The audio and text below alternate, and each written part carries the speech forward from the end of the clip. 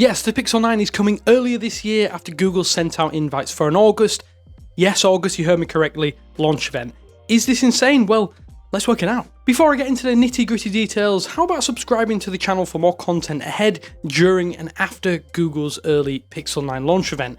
Join the channel if you want exclusive content and coverage alongside all kinds of benefits like early access to wallpapers and much more on top of that. I don't know how off guard you can be for a launch event, but we're pretty flabbergasted that Google would ditch the regular autumn or fall event in favour of what looks like a late summer unveil of the latest wave of Pixel hardware.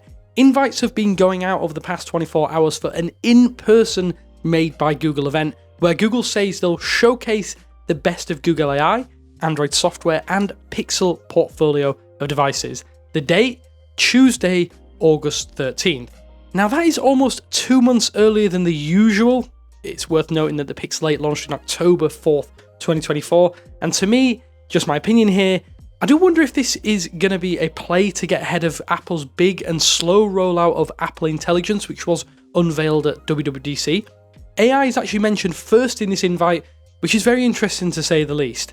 The keynote is set for 10 AM on the day, so to go back in time a little bit, in 2020 we had the online launch night in 2021 that was another online only affair, but the Pixel 7 and Pixel 8 last year had an in-person event in New York City. This year it's taking place in Mountain View, California, and at first glance there have been a lot of invites going out. Launching a Pixel at Google HQ signifies to us that this is going to be a massive launch. The place is huge, and personally, I'm expecting something bigger and bolder this time around. So this year there are rumours of four Pixel 9 models. There's the standard Pixel 9 replacing the Pixel 8, then there's the 8 Pro's replacement, the Pixel 9 Pro, and a slightly bigger Pixel 9 Pro XL with a larger screen splitting the Pro model for the first time and actually matching Apple's Pro and Pro Max type deal. There's also the Pixel 9 Pro Fold, which would be the successor to the Pixel Fold, so it's basically the Pixel Fold 2 but with that stupid 9 Pro naming attached to it. That is going to get super confusing, I can definitely tell that already. This device is going to change shape slightly from the original, adopting something more in line with the regular slate or slab style devices, and hopefully it means it's going to be released on a regular cadence like the regular Pixel lineup. You can see from the leaked renders, and you've probably seen, that the entire hardware lineup is, well, I'm going to say this outright, I think it's skirting a fine line between homage and flat out copying the blocky, boxy aesthetic of the iPhone lineup.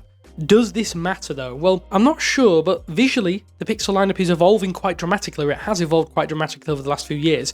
At least we still have that camera bar, but I'm not sure I like it quite as much as on the Pixel 6, Pixel 7 and 8 series. I did prefer that style.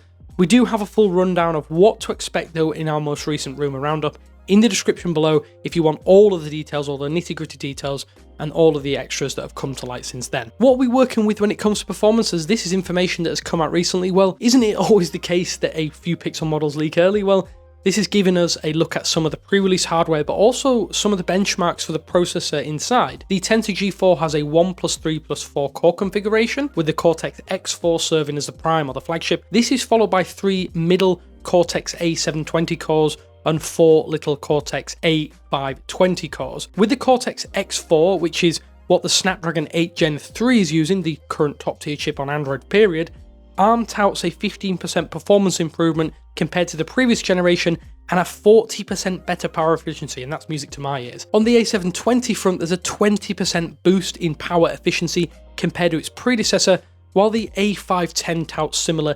22% gains. Of course, none of the leaked hardware is likely going to be running final software, so optimizations are likely, and that could mean greater performance jumps with that processor. That said, we do know that the Tensor G5 is going to utilize TSMC and will bring 3nm chips to the Pixel 10 series at some point in 2025. That might be the performance leap many of you so desperately desire. Tensor G4 just seems like more consolidation, minor improvements. That might not mean much in the real world, but it should mean better performance with your device on a day-to-day basis. Gemini has been a core focus for Google over the last 18 months, but there are rumours of a Pixie assistant powering the show here on the Pixel 9 series. Could the teasers almost all mentioning Magic be a hint that this is the case? Well, Android and Pixel are now part of the same division, platforms and devices, and I guess the hope here is that this leads to a more integrated software and hardware experience.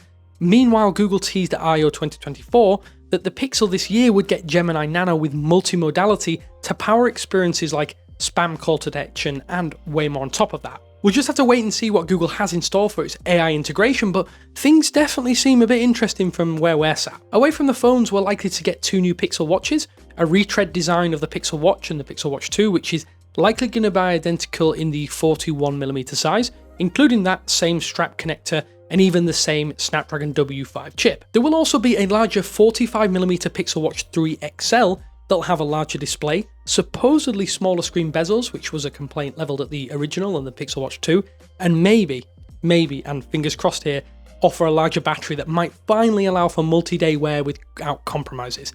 We recently did a deep dive into the hows and whys of the Pixel Watch 3 and the 3 XL, so go check out that video, which is also linked down in the description. It'll be an interesting wearable with some upgrades, but it's all about the bigger model if you ask me, and we asked you. A lot of you said the same, you interested in that XL model. The smaller one, not so much. What else can we expect to see in person? Well, we don't know for certain if Pixel Buds Pro 3 are coming. The only evidence is that we have Google is working on a new pair of wireless earbuds. Personally, I have to say, while I like the features of the original Pixel Buds Pro, I think the actual sound quality is, to put it diplomatically, not perfect. I'd love to see some new earbuds launch alongside the Pixel 9 series that have a sound signature that can at least get close to the OnePlus Buds 2 Pro, which I think are genuinely excellent and the best Android earbuds that I've used for a long time. I'm hoping for some news, as Google's accessories have such great integration with the Pixel, and that's something that a lot of these third-party options really do lack. And maybe we'll see some inclusive and impressive AI features baked into a pair of earbuds for the first time. The only other potential launch that has been quiet is a first-party Bluetooth tracker. I've been highly critical of the first wave of Find My Device capable trackers from Chipolo and even Pebblebee. Personally, I do think that Google should have launched its own tracker to coincide with the rollout of the Find My Device network, and so far, that hasn't been the best. The last notable tidbit was that the codename is Grogu for Google's first-party option, and Google is working on a tracker with ultra-wideband connectivity to compete with Apple's AirTag. I'm kind of hoping for this one to come out sooner rather than later, with improvements also due to the Find My Device network. I think it would be great to get a first-party option that really does showcase what we can do over here on Android, and of course, it means that more people might get involved and might sign up their devices to this network as it does roll out. Could we see Android 15 though? Well, I mean, it's not out of the realm of possibility, and it does fit with the timeline that we've seen so far, but Android 15 itself hasn't really been a major update, so if Google is going to push this, it could come sooner rather than later. I could kind of see that one. As for the update itself, there's new stuff, just not as much as we would have hoped, so maybe that does mean at the event we'll see more about what's going on with Android 15 and how AI is going to be integrated into our hardware, or maybe we'll even see some Gemini functions baked in later down the line. At least we don't have long to wait though, as this event is really close to arriving. So what are you hoping to see from this super early Made by Google launch event? I think this might actually be the earliest to date, which is genuinely insane as it's so much earlier than all of these October or mid-fall releases. We'll be there in person, of course, to give you the full lowdown in about 6 weeks. Wow, that is a lot closer than I expected. Thanks to our legendary channel members on screen now. If you want to become one of our channel members, hit that join button to join them and get shoutouts on every single one of our uploads. Thanks for watching though. Hopefully we'll see some really cool stuff in the next few weeks, but I will speak to you later.